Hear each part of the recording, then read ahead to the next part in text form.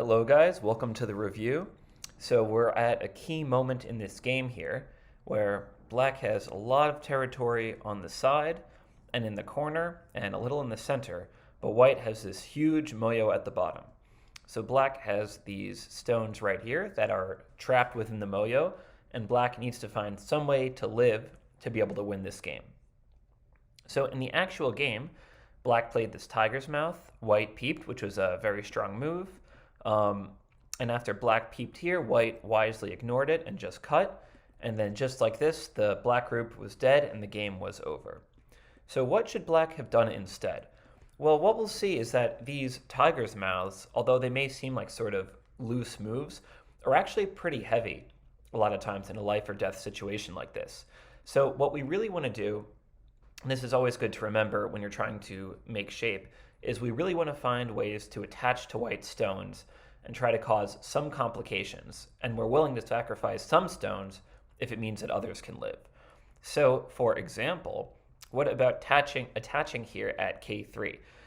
This to me looks like the move that would have the best chance of making life somehow. So white will probably Hane, and what should black do now? So we don't want to just, for example, connect here because white will just extend, or extend like this for the same reason because it's just going to be too hard to make shape. These extensions are just too heavy. But what if instead we Hane like this? And this is saying that we're willing to sacrifice some of our stones just as long as we can make life. Okay, so what if white, for example, cuts like this? Well, this will actually be pretty good for black because after this, if white connects here, then black can just take the white stone. And if white cuts here, then black can Atari and take the stone here. And this looks like black will have a decent chance of making life this way. So those are all possible. Of course, white might try to do something else, like Atari this way, in which case white can connect, but now white has these two stones to look after, and if white connects here, black can capture this way, and of course, if white connects here, then black can capture here. So actually, white's strongest move is probably just going to be this calm connection at J2. But even this way, at least black has made some forcing exchanges, and if black can now get this peep, then this is probably black's best chance of living. Maybe white will try something like this. Black can force and just try to make eye shape some way, and it seems like black at least has a chance of making life here. So this attach and Hane would have been, I think, a good way for black to cause some chaos and have a good chance of living. So let's go back to the beginning and see how this happened. So this attachment here at C3 is a little unusual with the Kosumi here. If white plays this Keima instead, then this is more normal. We can see this a lot more. But the Kosumi is a strong enough move that this attachment is more of an emergency move that black plays when black is desperate to make shape somehow, kind of like what I was talking about before. And so black doesn't just connect or descend, black Hanes again. And if white cuts like this, then black sacrifices the stone to create some Aji on the outside. But this isn't something you would play now. This is more something later in the game, depending on what's going on. So white shouldn't just wedge through here. White just wants to Hane. And if black connects, white can just descend. Or this way. So these will all be good for white. So there's no reason to push through here. So these are good. So black actually ended up getting a fair amount of territory on this side. White might not want to push again, but just expand down to the center, but this is probably fine. If black wants to play it absolutely safe, black could just extend. This is probably good enough, but I think the Hane is possible. So black Tanuki'd away here, and this is a big point on the upper left to enclose the corner, but I wonder if black should just follow up with this extension, which is just so big. This circled stone, triangled stone here, really expands black's influence and really pushes into white's. So this extension is a very strong move. I think black should consider playing it. And so white probably doesn't want to push here and push from behind on the fourth line. Maybe instead white could try cutting since black left this cutting point here. And this is reasonable for both sides, but it will get a little bit complicated. So it depends how comfortable these players are with more fighting josekis, fighting sequences.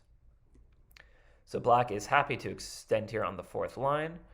This move to me seems like a little too envious of black's territory, because we have a whole open board here, and black really only has stones over here. So what if instead white just plays like this, for example? I think this is definitely possible. Or even from the other side, or anything like that. We have a whole board to play with here. So this is a good pincer by black. This is a nice probing move by white, I think. But black really must respond here with this tiger's mouth. Because as we saw in the game, the cut at c7 is really, really severe. So black must protect here, and then white could just jump out and leave this as a forcing exchange. But white did not miss the opportunity to cut, and so this is really where black started to get into some trouble. So this is all fine. So black jumped out here, but we have a bit of a problem on the side, which is that this black group can be killed. So what if white just hanes here like this? How can black live? If black just plays here, white can just reduce. And like this, the group is dead. If black tries this, then it's just going to be a false eye, and white can kill. It's possible black could create some sort of capturing race, but I think white should be fine here. White will probably have enough liberties. But if not, maybe white was concerned that he didn't have enough liberties, so he pushed out this way. So obviously black cannot block here. This is a problem with this sort of kema shape-wise. It would be better shape just to jump out like this, so that you could block directly, or like this, or yeah, I guess like this. And even at this point, black probably has no choice but to come out like this.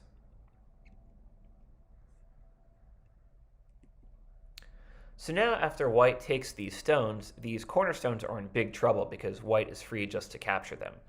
So black really needs to live here. It will still be a very good result for white, but better than the entire corner dying.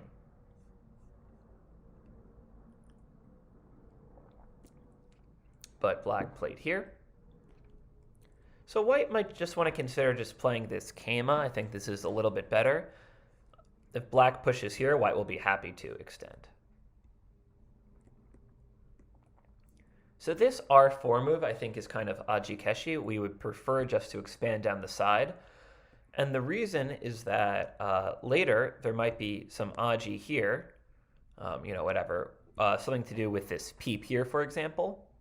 And playing this 1-2 exchange kind of gets rid of that aji, and it doesn't really help black. So we'd prefer not to play that exchange.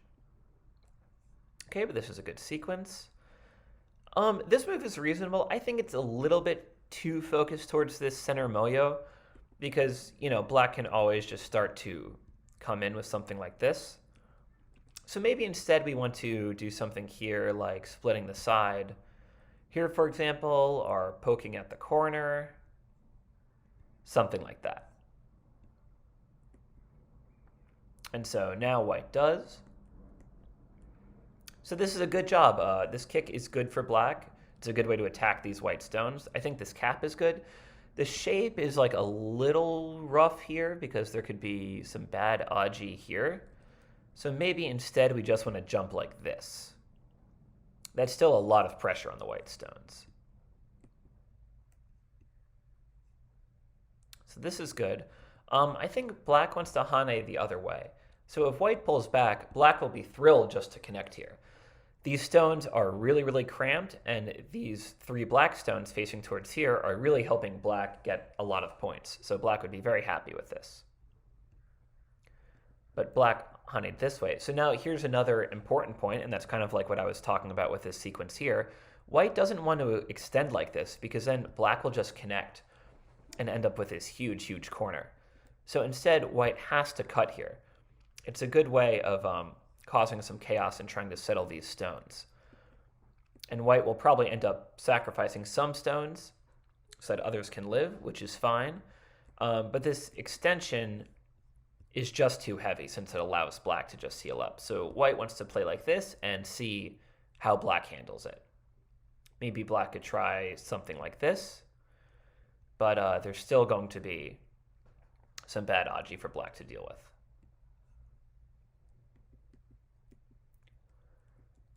And I don't think the jump is good shape. I mean, first of all, like, black should probably still just connect here.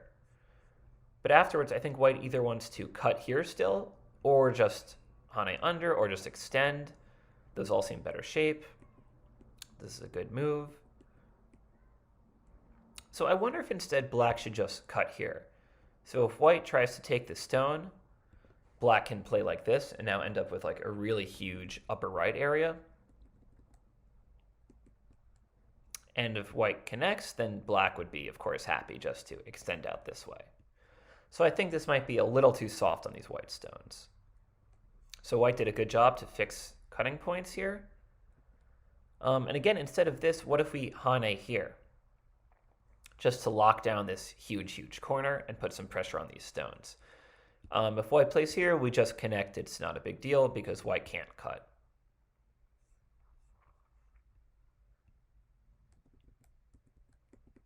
So this was a good move of white's.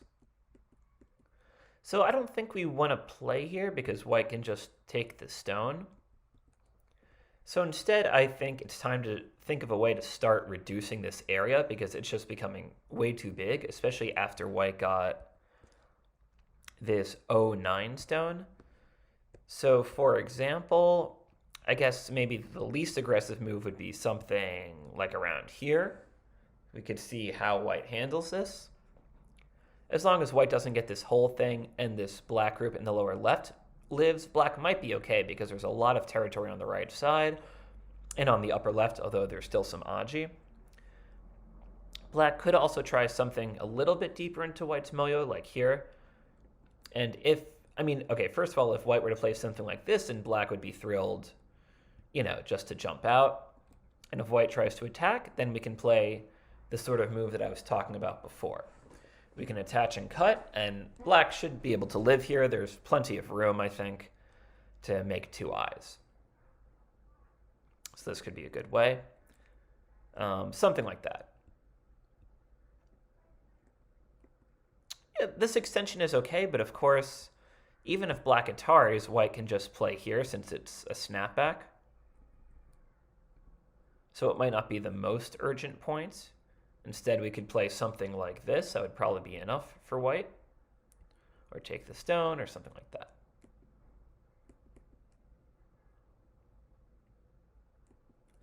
So this move is probably just not enough. This is kind of helping white to lock down the area. So sort of like I was saying before, we just want to press in a little bit more strongly here. For example, though, a move like this would probably be too deep. White could just pincer. And it's hard to see exactly how black could live. I think it's going to be pretty tough. And if black does live, it's going to be very, very small, and white is going to end up with a huge center.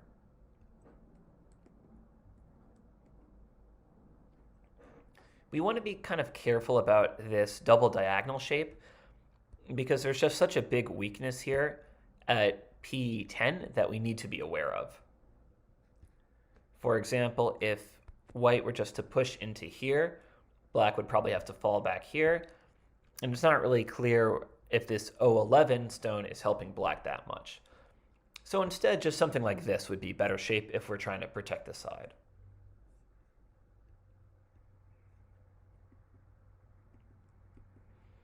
And this sequence is probably helping white more than black, is my feeling. Just because the center is so huge unless white can live there. Unless black can live there.